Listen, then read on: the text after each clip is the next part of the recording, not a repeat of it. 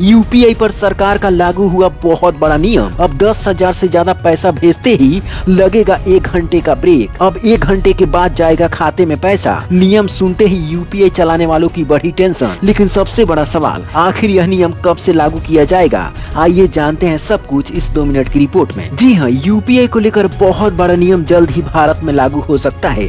RBI की तरफ से इस नियम पर विचार किया जा रहा है और अगर प्रस्ताव पास होता है तो 8 मई से यह नियम पूरे भारत में लागू हो सकता है। अब ध्यान से समझिए कि इसमें सबसे बड़ा बदलाव क्या होने वाला है। आखिर 10,000 का 1 घंटे का होल्ड वाला नियम क्या है? देखिए, अगर आप पहली बार किसी नए व्यक्ति को 10,000 रुपए से ज्यादा पैसा भेजते हैं, चाहे मोबाइल नंबर से भेजें या यूपीआई आईडी से, तो वह पैसा तुरंत सामने वाले के खाते में नहीं जाएगा।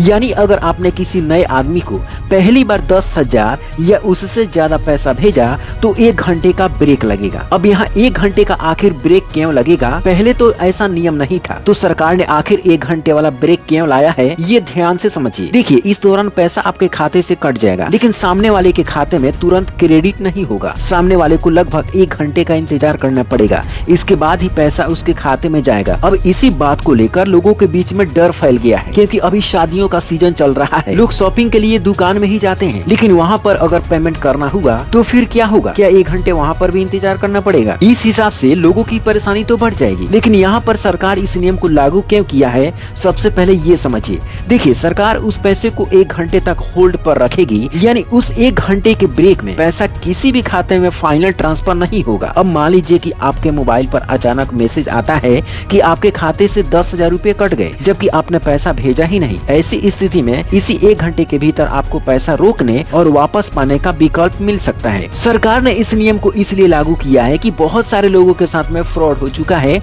उनके खाते से लाखों रुपए मिनटों में गायब हो जाते थे। यानी अगर आपके खाते से भी पैसा कट जाएगा तो आप कस्टमर केयर से बात करके, बैंक से संपर्क करके या फोन पे, गूगल पे, पेटीएम जैसे ऑफिशियल सिस्टम के जरिए उस ट्रांजैक्शन को रिवर्स कर सकते हैं, रिकवरी करने की प्रक्रिया शुरू कर सकते हैं। यानी साफ तौर पर यह नियम फ्रॉड रोकने और लोगों के पैसे सुरक्षित रखने के लिए सरकार इस नियम को लागू करने पर विचार कर रही है। हालांकि आपको बता दें, इस नियम को लेकर सबसे बड़ी राहत की खबर ये भी सामने आ रही है, जो ध्यान से समझिए, क्योंकि यही बात सबसे ज्यादा लोगों के काम की है। अगर आपने अपने मोबाइल में फोन पे, गूगल पे, पेटीएम या किसी भी यूपीआई को पहले से कभी किसी व्यक्ति को पैसा भेजा है, चाहे वो आपका दोस्त हो, भाई हो, रिश्तेदार हो या कोई परिचित व्यक्ति हो, और आपने उसे कभी भी 1 रुपया भी भेजा है, तो फिर घबराने की बिल्कुल भी जरूरत नहीं है। जी हाँ, अगर उस व्यक्ति के साथ आपका पहले से कोई पुराना ट्रांजैक्शन मौजूद है तो उसके खाते में पैसा तुरंत चला जाएगा। फिर चाहे आप उसे 10,000 भेजिए,